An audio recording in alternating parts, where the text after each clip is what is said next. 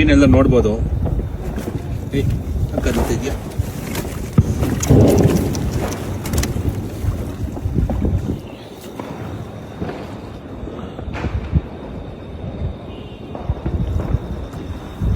ನವೀನ ಬದುಕಿದ್ಯಾ? ಜಿಲೇಬಿ ಮೀನು ಸಕ್ಕದಾಗಿದೆ.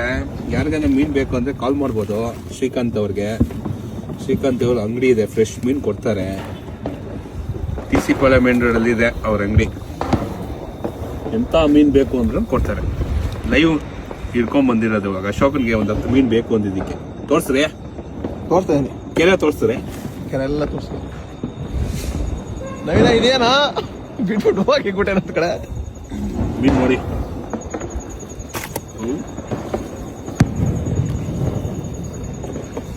ಜಿಲೇಬಿ